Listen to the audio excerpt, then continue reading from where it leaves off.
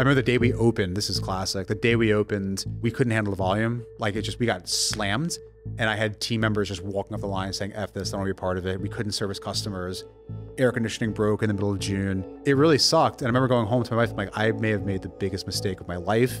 And I called my partners the next day and I'm like, guys, like Saturday, we're closing for Saturday. We're reorganizing, catching up on prep. We're going to figure this out. They're like, what? And then day by day, we started getting better and more confident. This is Dare to Disrupt, a podcast about Penn State alumni who are innovators, entrepreneurs, and leaders, and the stories behind their success. I'm your host, Ryan Newman, and on the show today is Justin Rosenberg. Justin is the founder and CEO of honeygrow, a fast casual stir-fry and salad restaurant chain founded in Philadelphia in 2012. With over 40 locations across the northeastern United States, honeygrow is committed to enriching the lives of its employees, its customers, and its surrounding communities. Justin graduated from Penn State in 2004 with a degree in history. This is a first for us, Justin. This is the first time we've had a guest who's innovating within the restaurant industry. It's also our first live Dare to Disrupt podcast interview. Thanks so much for joining us. I'm flattered to be here. Thank you, Ryan. Well, Justin, I'd like to start where we always do, which is at the beginning. Can you give us a sense of sort of those early years when you were growing up? Where were you and what was those early experiences like for you? Yeah. Well, I was, I guess, 25 minutes east of you growing up on Long Island. So I was in the Melville area, exit 48 on the LIE. I wasn't really sure what I wanted to do with my life at all. I was a big musician, played sports. I didn't know what I wanted to do. And actually the only school on the planet that I really wanted to go to was UCLA. And I was like, oh, I can go out here in LA and surf and have the best time. My parents were like, there's no effing way you're going to UCLA. I visited Penn State kind of begrudgingly, to be honest with you. I wanted to be in California so bad and fell in love. I'm like, wait, this is awesome. Like I want to come here. So went to Penn State, lived 714 Curtin Hall, was where I was back in 2000. I graduated in 2004, but had a really wonderful experience. And I was a history major, Spanish minor, zero clue what I wanted to do. And when I talk to a lot of folks who are undergrads, not really sure what you want to do. How many people here know what they want to do? What do you want to do? Sports social media. Okay. All right. Well, I was like everyone else and I had no clue. And I graduated Penn State. I met my wife at Penn State, actually, at the East Fairmount Efficiency. I don't know if it's still there. I assume it is. She was my next door neighbor. We started hanging out. We started dating. When we graduated, she's from Philadelphia. She's like, come move to Philadelphia. I'm like, you're out of your mind. I'm from New York. Any New Yorkers here? All right. Any Philadelphia people here? Yeah. There you go. Where in Philly are you from? South Jersey. You don't count. Where are you from? You're really Philly. Okay. There you go. Well, I have friends in Morristown. You ever go to a Pastoriello's? Absolutely. It's 4 minutes. That's my joint. Yeah, it's good. So I moved to Philadelphia begrudgingly and wound up getting a job at a chocolate factory in South Philadelphia. Really enjoyed it. Then I got into real estate because I had a really cool opportunity. Eventually worked for a company called Pennsylvania Real Estate Investment Trust in Center City, Philadelphia. Got my MBA in finance at Temple. And honestly, just really wanted to start my own business during that process. So I want to go back to the beginning. You've given us a lot there, but we always like to understand what some of those early drivers were, almost like the pre-seedlings before the real seed was planted that says, I want to be a founder, I want to be an entrepreneur. So take me back to Long Island. You mentioned you're a musician, you mentioned your interest in sports. What instrument did you play and what were your musical exploits that you had? Yeah, so big guitar player, at a band, I was a lead guitar player, a lot of like blues, funk, punk rock. There is a freedom when you play music. There's a beauty when you're with a band and like, it's the same thing with team sports. It's like, so I'm actually a big Sixers fan. I converted, I'm sorry, but you know, when you have kids, that's what happens. I love that team dynamic. I love the freedom of it. I love relying on people you can trust. I love winning. And there's something about that in music and sports. So for me, that was kind of like part of it. And my family, they're entrepreneurs. So my great-great-grandfather started a business in Lower East Side Manhattan in the 1880s. And they were literally coopers. They were making wooden barrels for like pickles and stuff. In the 20s, they moved to Brooklyn, to Greenpoint. And my grandfather ran it. My father ran it. And as a kid in the summertime, in between semesters at Penn State, I worked for my dad in Brooklyn, loading steel drum, trucks and doing the deliveries in the 5 boroughs. And I just, in my brain, it was like, there's two roads I can go down. There's my mom, who was a teacher, and she taught at Seaford High School, and that's what she wanted to do, and that's great. And there was my dad's path, which was more, I have the freedom to really build and scale a business. And I found that really exciting. And to be honest, another kid from Long Island, Jewish kid, was like, you're either a lawyer or a doctor. So pick one. My parents were very much become a lawyer. Part of the story, I remember I took the LSAT here at Penn State. I bombed it. I barely studied for it. I remember my car got towed during the test. But I'm not wired for that. My passion really is that exciting people. I like seeing people happy. And the idea of building and scaling something is what gets me out of bed. So it's fair to say you had an early inkling of what being an entrepreneurial journey could be like. And you were able to see that both from your grandfather and your father very early on. For sure. But in some ways, you were also still fighting that temptation, given the societal pressures to sort of do something more conventional, like be a lawyer one day.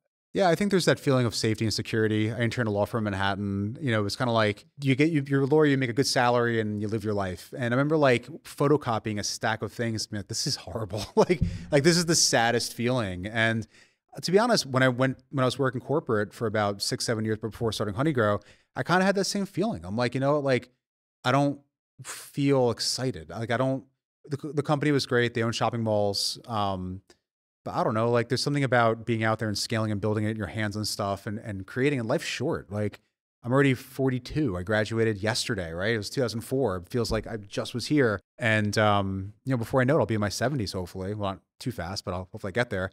And I don't want to look back on my life and be like, fuck, I didn't do what I wanted to do. Excuse my language, sorry. So you're in Long Island, you're lead guitarist on a band, you're watching some of these examples of your parents with respect to your dad, especially with respect to entrepreneurship. You're also in the back of your mind thinking, maybe I need to do something more conventional. You really didn't want to go to Penn State. You get planted here in State College. What were those early experiences being in State College, being in University Park like for you? It's probably inappropriate for this podcast. I'll be honest, like I pledged a fraternity. I got here, I partied my butt off. I'm sorry, everyone, just being honest. You guys, I wouldn't be sitting here today as in like the audience. I wouldn't even think to come to this. I would be, almost 3 o'clock on Wednesday. I probably am not drinking yet. But no, I mean, look, I got here not knowing what I wanted to do. I was undecided. I was a psychology major. I was a business major. I didn't have a freaking clue. And eventually I settled on what I enjoy, which is reading and history. And I felt comfortable there. And I said, all right, I'll pursue this. So I went the liberal arts road. But my freshman year I was rushing. Then I was pledging fraternity here. Anyone from Delta Chi? Anyone know anyone in Delta Chi? Oh, really? That's awesome. Okay. You know Brad Kraut? Brad, I know. TikTok. No. Is he a big TikToker? Yes. Okay. Is Delta Chi considered okay these days? I think probably Top 5. I was not. it was like where New York kids go. It was like whatever.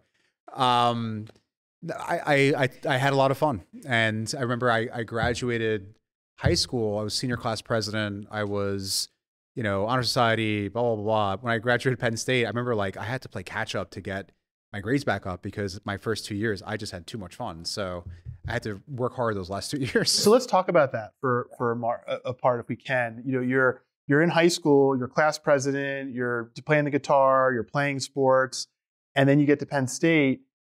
You think, looking back in hindsight, was it kind of the temptation to just sort of sit back and enjoy yourself? Or was it arguably maybe a lack of purpose driving you to want to work harder because you didn't know what you were working for? You should be a therapist. Like, these are great questions. Like, I've never thought about this, to be honest with you. I think it was the latter, actually. I think I wasn't sure what I wanted to do. I felt like I'm here. I probably was bummed I wasn't on the West Coast. And I got like, I just started having a good time. And then I got sucked into having a good time. And then I realized, I'm like, crap, I don't have a good GPA. I really need to get this back up. And my personality is, a high performing A-type human being. So it was very unlike me during that period of time. I remember my mom freaking out. Like, what are you doing? She'd visit my fraternity house. Like, the floors are sticky. Like, what is going on here? I'm like, well, but I think my junior year, I really put it back into high gear. And by my senior year, I was just super serious with it. I really want to I started going more to different events on campus. Really, I discovered how great Penn State was a little too late. And when I come back now, it's like, man, like I want my daughter, who's 15, she's talked about last night. She's like, I love to go to Penn State. Like, there's so much here that I didn't take advantage of, which looking back is frustrating, but yeah, that's good stuff. So you find some semblance of, if not purpose, at least a desire to want to really apply yourself. You clearly have tremendous talents and skills. And as you leave Penn State, what was your first experience or foray into the professional world? Back to the photocopy. Yeah, for sure. So that was interning. My first, like, I graduated Penn State. My girlfriend and I, who's now my wife, had a whole debate in New York or Philadelphia. She won, moved to Philadelphia, thinking it was temporary, and got a job at Frankfurt Chocolate. And so they actually import like Nickelodeon, Mattel stuff into the States, distribute it to Wawa, different companies. Really cool company. But I started like really being interested in like real estate. Like, okay, like development, entrepreneurialism, and that eventually led me to apartment acquisitions, and then that eventually led me to Pre. So you find yourself getting interested in real estate. What was it about real estate that excited you or interested you? I think it was the entrepreneurialism of it. I think the idea of like, scaling something, building something from scratch, how do you monetize it? There was something really exciting about that. And then I drifted towards restaurants. And to be honest, at one of the restaurants I was just talking about before, Green Bowl on Beaver Avenue, was kind of like the genesis of honeygrow. So I used to go there all the time back in the day. It was a create your own stir fry concept. Now I think it's more of a Chinese restaurant. It was like $9, all you can eat, throw pineapples and noodles in a bowl with a sauce. We would go there all the time. And I remember thinking to myself, like, how do you like take that and like scale it? So when I was at Preet, I was thinking like the real estate development's fun. I like food. I like, hospitality. It's just more my angle, more my passion. How do I take something like this? No one's really doing anything like this, and scale it. So you're at Preet, and what were your portfolio responsibilities initially, right? So before you actually, you got exposure to enough to know that maybe there's a business idea here, but what were you doing day to day at that real estate company? And just give us a sense of what your sort of portfolio responsibilities were. Yeah, so it's an asset management. I had oversight of about 18, 19 malls around kind of like the East Coast, Northeast, and actually down South. I would be underwriting deals. So if you want to put a Barnes & Noble into a mall and you have to relocate 7 tenants, like how does that work? How does it compare to budget? Doing the capital forecasting, doing the budgeting, reforecasting, and deal approval for any of the malls. So you're in this role, and now talk to us about that moment of inception where you're thinking, I actually want to become an entrepreneur. Was it the idea of wanting to become an entrepreneur before the actual business itself took hold, or was it the business idea itself that then led you to say, this is worth taking a risk for becoming an entrepreneur? Yeah, I think I always wanted to be an entrepreneur. I think I just knew like I didn't have enough skill set. I graduated with a history major, which would have been great if I wanted to teach or go to law school or go to school again. Like I just knew I didn't have enough of a skill set on the business side, which led me to push myself to get jobs out of my comfort zone in finance. And I got my MBA in finance thinking like, I don't know anything about this. I need to figure it out. And I enjoyed it. But I'd say by 2008, I really felt like I was 26. I'm like, I think now is the time to try. And I gave myself 3 years to get funded to do it. And I said, if I can't do this, I'll move back to New York and be in finance and be okay. What's really remarkable is that 2008 was the year you decided to choose a job. For those of our listeners who may be on the younger side, that is basically the start of the global financial crisis. And you can't say that you weren't aware of what was going on because you got an MBA in finance. Well, I was looking at the pre-stock price every day. It was like scary, How were you able to overcome the fear of the uncertainty in the economic environment and the macro environment to say, now's the time to try and start this? I just am crazy. I just was like, I don't know. Like, I just was like, now's the time. We just had our first daughter. I kind of felt like things were rebounding a bit by 2009. Like, I had faith that we would get through it. And I figured I'll pitch as many human beings as possible with this idea. And if I run out of steam or reach the end of 2011, I'm done. Like I tried, I gave it my all. I will never look back and be like, well, I should have tried to do that. I did it, right? And it led to me pitching 94 human beings over that period of time. It was a very humbling period. So if you want to raise money for a business, write a business plan, part one. Wrote a business plan, knew how to do that from business school. And a lot of people, when you're pitching them, people are in power positions. So they could be really nice to you or they could be real jerks. I've experienced both of it. My wife was like the rock during all of this. I come home and be like deflated. I was wearing a suit a lot to work, which was more business casual, and everyone thought I was interviewing. So I'm like, are you interviewing? I'm like, no, I'm not. Like, I was like, if I told them I'm raising money for a restaurant chain, they'd be like, okay, sure, this kid's out of his mind. And I told them that. They're just like, okay. Yeah, and then the 94th guy, a guy named David Robkin, who you probably know Steven Star Restaurants in Philadelphia. So David's partners with Steven. He was involved with Steven since the first Budokan in the 90s. And I met David through I pitched an attorney. He goes, I might know a guy I play tennis with. I pitched David, and David is a VC and accountant by trade. Great guy. And he's just like, yeah, you know what? Like, you want to create one concept versus Steven's 40. Steven's a genius. I'm not. I could do one and scale it. And he's like, that's great. Probably can get this funded. I'm like, holy shit. So that was April 2011. So you talked about, you alluded to this idea of the Green Bowl up here on campus, or giving the idea.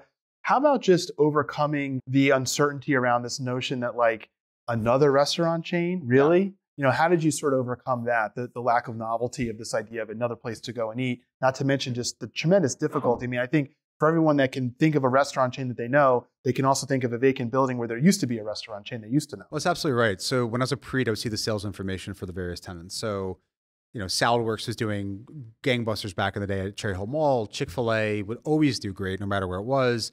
And then you have brands like the Apple Store doing crazy numbers compared to anchors. And I was like, okay, there's something about really great brands. Chipotle was beginning to really blow up, and their numbers are through the roof compared to, say, a Qdoba.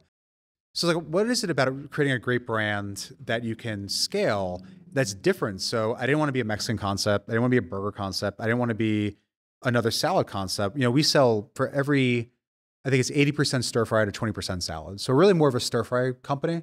And I didn't want to do what's been done. So thinking about what is it going to take for you to walk past someone else to come to us? And it's got to be different. We got to be able to do 2-day parts, 7-day-a-week traffic, which, you know, fortunately the model does. We talk about 2-day parts. Can you unpack that for us? Yeah. So there's lunch and dinner. There's technically 3. There's lunch, mid, in our world, lunch, mid, and dinner. We're, you know, call it just for lunch and dinner, we're about 40% lunch to 60% dinner, dinner being 5 to close at 10:30.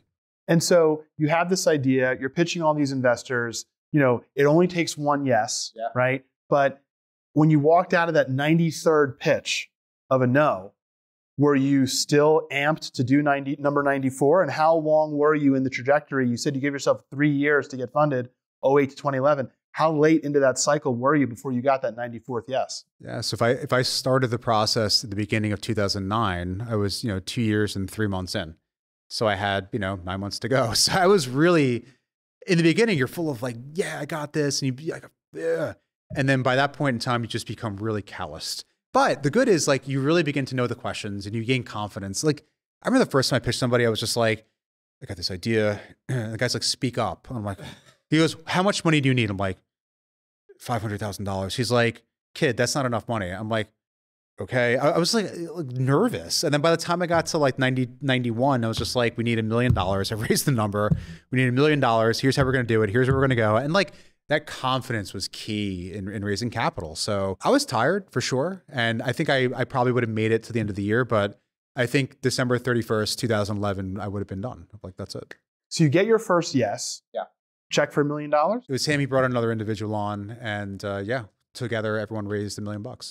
So $1 million literally hits your bank account, all released at once, the company's bank account? No, well, first it was a $20,000 check, which was like insane. And then it was, I don't remember, I think it might've been tranched, but either way, I remember seeing the bank account going, oh my God. And I'm nuts with this stuff. So I'd make sure I was accounting for every penny. There's no questions, like super transparent. I mean, even today, like we do an annual audit. I want everyone to know, like we do monthly P&Ls. Like, I think it's really key for business, like to be transparent and to show like what you're doing. And I think pretty quickly I gained the trust of my partners, and it's off to the races, man. It was like, you know, we're doing the stir fry salad concept. Now I got to do it. Like it was all a business plan. Now it's like real. So that was my next question. So did you have any proof concept, any sort of kitchen showcase, or did you have anything that you were using to entice investors, or was it literally just a piece of paper with a business plan? Yeah. So any food samples? Nothing. I call it beshert. Like it was really like fate almost. So I worked in a restaurant on the weekends in Washington, D.C. for a buddy of mine at the time, and I just learned back of house and cooking and everything else. I paid for architectural renderings of what it would look like, and I was trying to say like, it's kind of like this concept and this concept and this concept, and I would bring people to those places so they can understand it and see it and taste noodles. And like we buy the same noodles as David Chang at Momofuku. Like it's a really high quality product. I mean, and they're proprietary to us. The fresh made egg white noodle, fresh made whole wheat noodle. And I think once they started getting an understanding of it, they took the risk and said, I get it. We'll do one urban, one suburban. So we did 16th Street, Center City, Philadelphia, And we did Bala Kinwood. So you've got two locations that started at once in an urban environment, once in a suburban environment. And out of the gate, I'm sure there's a million things that you learned in that initial startup phase, but what were some of when you reflect back on it, your biggest takeaways when you actually now had a physical restaurant space that you're running versus when you're just sort of thinking this as an idea? What were one or two things that went either really well that you were surprised by, or one or two things that went really, really poorly where you had to really pivot super quick? Yeah, I mean, I never really ran a restaurant at the end of the day. So I remember we opened up, I hired a GM, probably not the right GM, hanging out with staff after work, found inappropriate videos of her, which my staff did. I mean, just problems. My wife gave birth to her second daughter 3 weeks into it. I remember the day we opened, this is classic, the day we opened, we couldn't handle the volume. Like we got slammed. And I had team members just walking off the line saying, F this, I don't want to be a part of it. We couldn't service customers. Air conditioning broke in the middle of June. It really sucked. And I remember going home to my wife, I'm like, I may have made the biggest mistake of my life. And I called my partners the next day and I'm like, guys, like Saturday, we're closing for Saturday. We're reorganizing, catching up on prep. We're going to figure this out. They're like, what? And they for sure worried, like, what the hell's going on? And then day by day, we started getting better and more confident. So we opened the second location 7 or 8 months later. I ran it. I knew what I was doing. I felt comfortable with it. And that one took off from day one. So you have this early learnings on the first location. You sort of iron the kinks out when you get to the second location. How about, your own passion for food? I mean, were you a foodie? Were you really into it? Did you like working in the restaurant?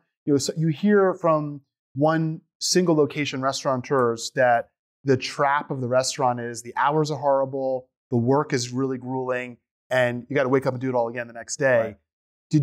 Were you concerned at all that you might get trapped actually operating in this business as opposed to on the business? For sure. And I operated in the business for the first 3 years. I mean, I was basically GM, DM, running the restaurants, designing the restaurants, developing the restaurants. Fortunately, today we have a great team of people to be able to do that. I love the food business. I mean, it's a passion. As a kid growing up in New York, like I would, name a bagel place, we would go to it, name a pizza place. Like we weren't really going to cool, fancy restaurants in Manhattan. We were doing more like the places in Brooklyn and Queens. But there's something really soulful about that and beautiful. And if I couldn't be in the music business, this to me is as good. And I figured this is my passion. And you got to I tell entrepreneurs all the time, you got to be good at something and really love it because you know this, you're going to go through horrible peaks and valleys. It's just inevitable. It's there's no straight line of success. And when the lows are low, they're low. And you got to be able to take it the fuck up and go. You got to be all right. And for me, the passion of the food business and hospitality, when we have customers coming in and they're having a good time and I could talk to them, hey, how's it going? I love that. I love the food aspect of it, the team aspect of it. I mean, for me, it's where I should be. So you're up to 40 locations now? 41. 41 locations. We went to print with 40, so now we got to update that because you're growing so fast we can't keep up. That's a theme here on Data Disrupt. Good. Our data is normally stale, not because we're not doing the research, but because the businesses are growing so rapidly. So you're at 41 locations. What's really fascinating is you also have made social impact an important part of your message. Can you talk about the importance of the business in terms of connecting the communities in which you serve and how you really take that through to your employees and all aspects of community? Yeah, I mean, we do a lot. I'm actually on the board of a nonprofit called Team Impact, which works with kids who, when they're leaving hospitals, are getting some sort of treatment. It's kind of after you're in the hospital, what then? And partner with a lot of NCAA teams. I believe Penn State's a part of it. Every dollar for every kids menu meal that we sell goes to Team Impact. So we raised a 6-figure number for them last year. We've partnered with a ton of stuff in Philadelphia, various markets. We do fundraising out of every one of our restaurants. You have to integrate yourself in the community where you operate or you won't come off as part of the community. Simple as that. I think it's one of the reasons we're successful. If we just open up shop and act like we're the thing, the cool people, no one's going to buy into you. You got to give back. It's key. And how about the profile of the location itself physically? So one of the things I've noticed is in certain locations, the building can be in a really striking type of architectural profile. Yeah. Can you talk about how that sort of the style and design piece is played into community integration, but also being potentially a beacon for people to be attracted to? For sure. I mean, we want to be a best of brand. And I think what you see is what you get. And we want people to see, the King of Prussia Town Center location. I don't know how I got it so early on, but I mean, that really put us on the map, especially in the Philadelphia suburbs. But then you have Radnor, which is, more of an inline space, not on the main road, but does phenomenally well. So we look for really great co-tenants, Wegmans anchor, Target, those kind of guys, preferably end cap, pad site, but you want something that, we actually did a market survey with about 3,000 people. People find out about us not from social media. Social media isn't the way people find out about us. It's actually people driving past the stores. So we need highly visible sites for people to discover, oh, what's that honeygrow place? Stir fry. Oh, let me check it out. Like that's just honestly how we drive most of our business. And you have to, because you're a new brand, you're a nascent brand, and so you're not known to everyone. Do you eat the food yourself? And is it healthy? How should we be thinking about it? Sure. So I find it nutritious and as healthy as you want to make it. So our whole wheat noodle, 7 grams of fiber, 17 grams of protein, better than a quinoa bowl. Toss your vegetables in there. But if you get a Cobb salad, it's gonna be like 1,000 calories. So, it's delicious and it's a really good product, but like the blue cheese, the bacon, like calories are there. So I tend to do create my own stir fry. I do the freshly made egg white noodles. They're awesome. I do light spicy garlic sauce. Sauces are awesome. Pineapple, broccoli, edamame, and turkey meatballs. That tends to be my go-to. And in terms of what have you learned about managing people, and what sort of cultural things have you brought to your team to go from where you were when you started, where it was so difficult and people were walking off the line, to now feeling a sense of empowerment among your people that work for you? My leadership style totally changed through the years. I think it's really key. And you're in the same position. Like you really want to continue to better yourself as a leader. My job now is to continue to build more leaders. That's one of the key things, and instilling that way of thinking into my team. I have a great team. I like to think they're empowered. Do your thing. Like, I don't care how you get there, like get there and you figure that out. But we work together on the KPIs and what the goals are. But I really enjoy working with smart people. Well, in a minute, we're going to open up to our audience for questions. But what does the future hold for honeygrow? As you sit here today with 41, not to be confused with 40 locations, and rapid growth, you're now out of the kitchen yourself, no longer running the daily operation, but really working on the business as opposed to in the business. What does that future look like for you? What do you see when you look out? Yeah, we're opening a total of 15 restaurants this year. We're continuing that 30%, 35% growth rate annually. And we're at an inflection point. You're actually having a board conversation now about it. One of my investors owns a big chunk of Five Guys corporate. And then Five Guys found a lot of success with franchising. Our model is very complex. It's not flipping burgers, not peeling potatoes. It's a lot harder to franchise, in my opinion, but we're exploring it. Or do you self-fund it with some debt, or do you continue to go down the road we're going, get, the right private equity group involved with us, and then, do what Kava did and IPO it. So exploring all of those avenues for the long term, but they're all exciting. When you bring your family into the restaurant and your kids come in and they've gotten a little older in age, what do they tell you that excites them about the restaurant? What are they usually selecting? Yeah, so my wife's actually the number one loyalty member in the company. Like, bizarre, but they're getting it probably 4 times a week. My wife's just super nuts with food and she knows where it's coming from, so it's good. They're getting stir fries and salads. My kids tell their teachers, like Honeygrow is well known where we are.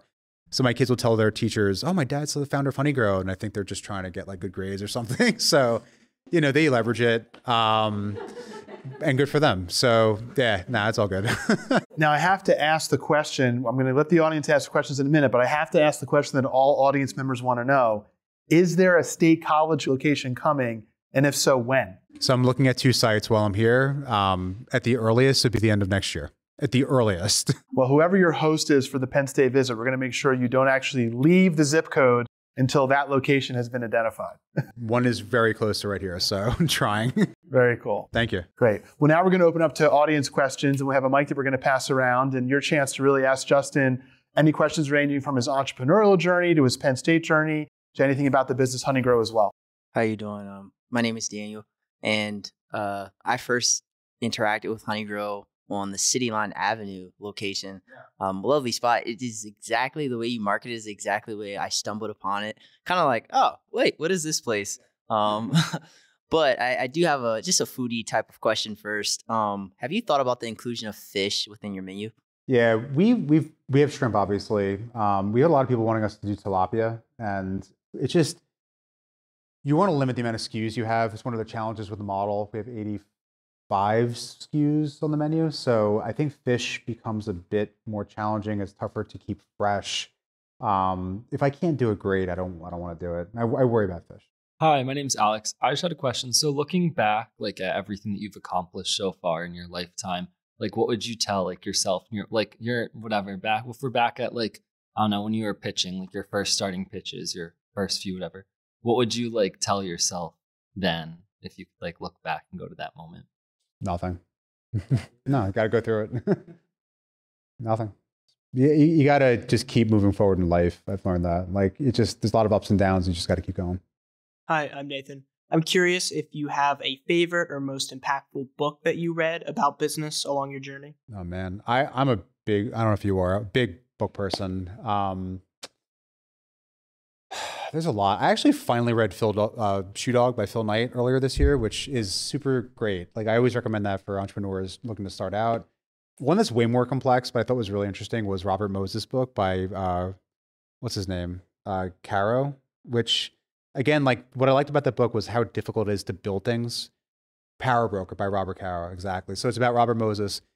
I mean, he was a very controversial figure for many reasons. And I mean, he plowed through neighborhoods with expressways and parkways and totally destroyed neighborhoods. But it's a fascinating book on a guy who just got things done, and not always in the most ethical way, which is horrible. But New York City wouldn't be what it is today, for better or for worse. And just very, very interesting book that I read a long time ago. Hi, my name is Brad. You sound like a family man, and I'm just curious, with 41 locations, what's your travel schedule like, or how often are you home? I don't know. Well, I'm here the next 2 days. Next week, Boston. So, I mean, I'm usually home 3 to 4 nights a week on average. With the openings that we have, we're in 7 different markets, from DC to Massachusetts to Pittsburgh, and we're doing Ohio this year as well. Any Ohio, Cleveland people here? You from Ohio? Family is Cincinnati. Oh, Cincy, yeah. We're trying to get there. A lot. And it's a balance. And, you know, look, I always tell people, like, make sure your spouse is supportive. I'm fortunate mine is. And by the way, that's partially why we live in Philadelphia, because my in-laws are there. And, like, if I'm not home and she needs support, she's got it. And they're great.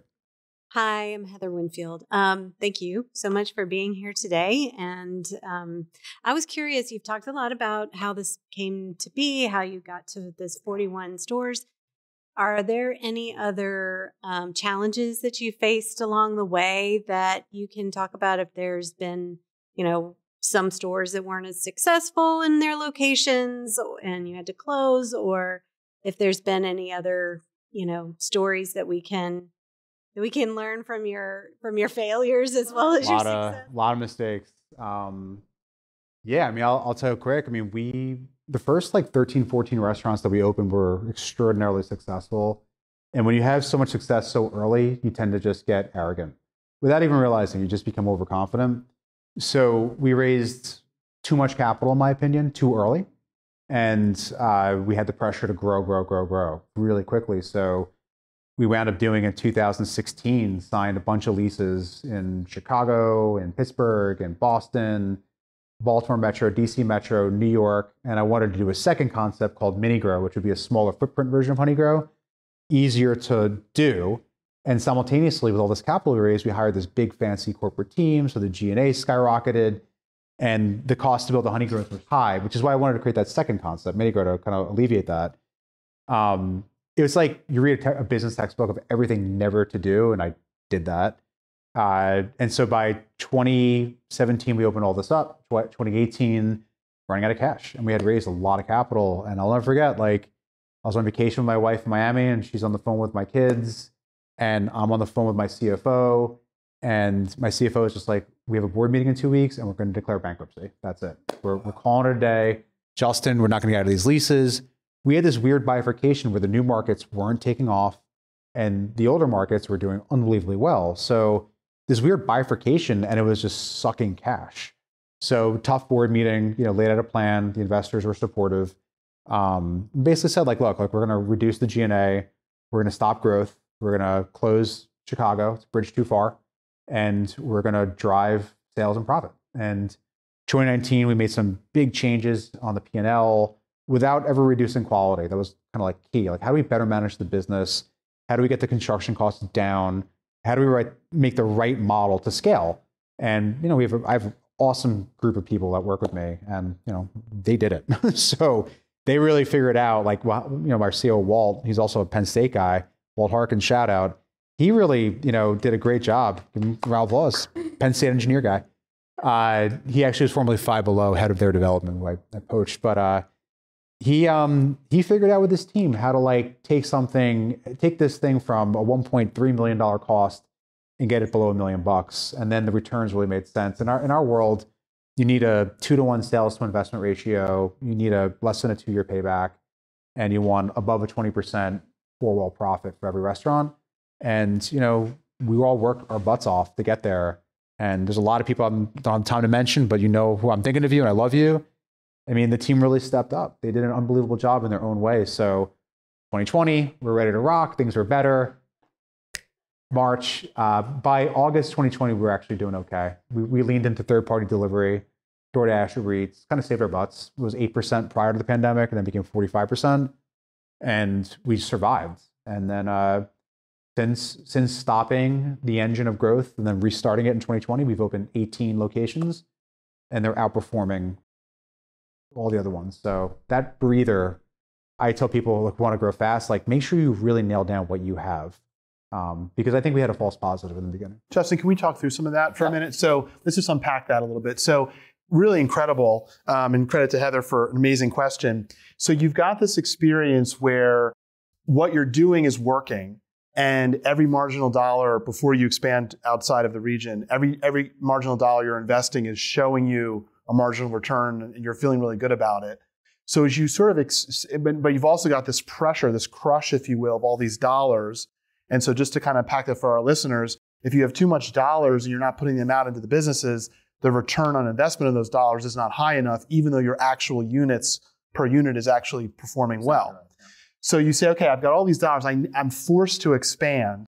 When you expand to a place like Chicago, and actually just funny you mentioned that, because I literally was on a flight once sitting next to someone who was actually responsible for expanding honeygrow into Chicago. I remember thinking, oh my God, I wonder who it was. I remember thinking at the time, like, wow, that's a Pennsylvania-based company.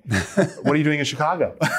So surviving. Can you just talk for a moment about, the fact that the idea didn't have the same degree of uptake there, or the concept, I should say, didn't have the same degree of uptake there. What lessons did you learn from that you're now applying as you go into Ohio or further south into Maryland and DC, where you're getting beyond that sort of word of mouth footprint in Pennsylvania? That's a great question. I mean, look, we're opening Ohio. It's our first new market since 2018. So in what is that, 6 years? So there's a lot of, anxiety and concern. What we're doing differently is evaluating where we're going. Start there. So in Chicago, I don't know how familiar with Chicago you are, but we were in the West Loop, we were in the Loop, and we were in Schaumburg, which was like the middle of nowhere compared to, the middle of Chicago. Really understanding, to your point about construction costs, negotiating with the landlord to make sure we can get the right deal for us. If we can't pencil it out, we don't do it. We see a lot of publicly traded other fast casuals taking deals that are crazy in terms of rent and lack of, TI check or whatever. Let them take it. And that's totally okay. Like, we are really disciplined on the deals that we're doing and willing to do and willing not to do. So that's part one. Part two is the co-tenancy. So again, thinking about Chicago and some other sites that didn't work out, not having an anchor, not having the ability for 2-day parts, not having the right visibility. If we don't have that and the right demos, we just don't do it. So we'll see some really awesome real estate, corner, end cap, whatever. Rent's going to be $240,000 a year. We're not going to take it. So a good example is Boston. Boston's our best market for sales, period. I mean, it just crushes it up there. We love it. We're very happy. We took those deals. The rents are astronomically high. We have great GMs. They figured out how to make it work. But all the other sites that we look at, it's crazy. So as well as we do in Boston, it doesn't matter how high the rent is. It's like, fine, we're not willing to take that risk, and just being very disciplined in that process. So you mentioned no ability for 2-day caps. So you're talking about certain locations where you maybe can stay open, but there's not enough foot traffic to support that second leg of sales? Yeah, because think about a supermarket. Like, if you have a powerful like Wegmans, like, people are going to come, probably in the morning, and they'll come back maybe at 6 o'clock after work or whatever. That means that we will be seen twice and on weekends versus, I'm trying to think of a good example, Chicago, like West Loop, like, no one was really going for lunch, but like, they come there for night. So sometimes they go for dinner, but there was so much competition in that market, it didn't really make any sense. Conversely, in the Loop, people are going for lunch, but they weren't going for dinner. So again, that 2-day part is so key. So as you think about the way that office populations are migrating away from in-office downtown urban areas to more work from home, work remote, How is that influencing your real estate decisions on where you're actually deciding to put future sites? Yeah, I mean, we switched to a suburban model full time in 2018 before the pandemic. So we've been just like happy with it. Now everyone jumped into the bandwagon, so rents are going up. But I mean, it's still like we're looking at markets where we know we can drive both those day parts. Also, we do about 36% third party deliveries. So you might be home and you'll go on DoorDash. You want to make sure the picture looks beautiful. It's not just an overhead bowl shot like everybody else. Like we want you to be like, oh, we call it a thumb stopping moment. Like, oh, cool. Like that noodle pool looks really good. I want that. Like, so again, like 36% of our business coming from Uber Eats, Grubhub, and DoorDash. Has it changed our real estate strategy? Not really, but we're getting a little bit more bullish thinking about, does it need to be that, highly visible site for that rent? Maybe you can go a little bit next to it, pay a fraction of the rent, and still do as well with third party. So we'll test it out. You mentioned the food delivery. I mean, the food delivery model has gone through a dramatic degree of changes. Obviously, it was an explosive business during the pandemic. It's now started to trail off. People have questioned the unit economics of whether that model is viable. And then also there's the profit sharing in terms of using the rider. Can you talk about how the economic model works for you in terms of delivery and anything you've had to do different in terms of SKUs offer or anything else to be able to drive the right traffic at the right margin for that part of your business? Yeah, great question. I mean, we have a premium price on there. So there's a markup on that. It's the only way it's going to work for us, and really for anybody, because they're taking about anywhere from 20+% of your profit margin or of your sales. So that's 20% is your profit. So we do a 20% markup on it. And we tested that 4.5 years ago, thinking like people are going to push back. And no, I think a lot of folks are understanding of that and they get it. We really work hard to make sure that we can, the product will be good when you get it. I always worry, like if you're not eating it at the restaurant, it just simply won't be as good. It's pretty good in the container that we have, but if there's a problem, like for example, we've had DoorDash drivers just drop the food off and smoke a cigarette on someone's porch, and then people watch it in the ring, and then they like, why is your driver doing this? It's a bad reflection on the brand. So there's a lot of good and bad. But really, there's way more good. I mean, if not for those third-party companies, we wouldn't have survived the pandemic, period. And 2021, like, I'll never forget, like 2020, everyone was afraid to get food. Like, I was out there throughout the pandemic. I somehow didn't get COVID until 2022. But I remember, like, in the beginning, everyone's like, I don't want to order food. I'm gonna get coronavirus. I think that the third-party thing saved us. People weren't leaving their homes. And amazingly, it's still 36% of our business. Incredible. So as you think back to that period, you had this growth scare in 2018 with respect to the way you were expanding. As you're retrenching and getting over that, then the pandemic hits. Right. I mean, some of those early days, what were you thinking in terms of the viability of your business? We were, the whole country was going through a lot of self-reflection and concern over that time, but you're a business owner on top of it. We just got out of the whole, like, we're almost lights out in 2018. Like, so we were already kind of like veterans and survivors. We're just like, oh, like tired. So when I remember like all the announcements were made, like NBA was canceled, we were like, this is real. Oh my God. Like, we went to work on Friday. I remember my kids didn't have school that Friday. And we sat there and we thought, like, what can we do to keep this business alive? Do we want to stay open? Our team, all the restaurant team members were like, we need the job. Like, we're willing to just be out there and get this. Like, we need to work. So we said, fine. And we figured how much cash we had left, try and find debt from anyone that would give it us so we can actually stay afloat. And fingers crossed that the government would do something. So when the PPP thing came out, it saved our business, period. It was great. Well, it's one of those things where until you've actually been to the brink, you don't really know how strong you are. I imagine in some ways, living through 2020 and then figuring out the playbook of how to survive was probably not unlike talking to your 93rd investor at that point in terms of having to raise money. It's interesting thinking back on a question that was asked earlier about what comments or advice would you have for your earlier self? And you said, nothing, basically just go out and do it. I think that really speaks to your resilience of what you're trying to achieve. For anybody that's thinking about starting a business, for anybody that has the desire to be a founder, but maybe they don't yet have the idea or the concept, what advice would you have for them? I love this question. And I always get the same answer, take accounting 101. I just, like, I think a lot of times people think about being an entrepreneur and just like, you get to have your cup of coffee with a laptop and that's it. Like, honestly, like, that's crazy. Like, to be an entrepreneur, look, I mean, profit or nonprofit, like, you need to understand the way a business works. And so when you can understand like the income statement and the difference of cash flows and your balance sheet, you really begin to understand things a bit better. Like, I remember like my dad and my grandfather, they ran the business with knowing how much money was in the account. Like that was the old school way. It was like, okay, we got this in the account. We got to get this check, this check, this check. You know, Jeff, make the phone calls, my grandfather would say. So like my grandfather would make the calls. Whereas like if you can budget and understand that, and you have KPIs and goals that you can work towards, and you can understand, you know, accounts receivable, money coming in, and the difference of accounts receivable and cash flow, you really begin to have a bit of an edge. And I always coach people like, I get it, you want to do this, but understand the absolute basics of business, which is accounting 101, which by the way, I took here and got a D because I didn't show up. And so when I went to Temple, they're like, you have okay grades, but you got this D in accounting. And I was like, yeah, so I had to retake it and I got an A, but it was, when I actually like applied myself to it, I found it very interesting. So I think it also just speaks to this idea that when you actually find whatever your purpose or calling might be, the will to really go above and beyond really comes out as well. For sure. Love it. Well, thank you, Justin, for taking the time to share your entrepreneurial journey with us. That was Justin Rosenberg, founder and CEO of honeygrow. This episode was produced and edited by Katie DiFiore. And if you haven't already, be sure to subscribe to Dare to Disrupt wherever you listen to podcasts. And look out for next month's episode. Thanks, everyone, for listening. And for those in the room, thanks for joining us.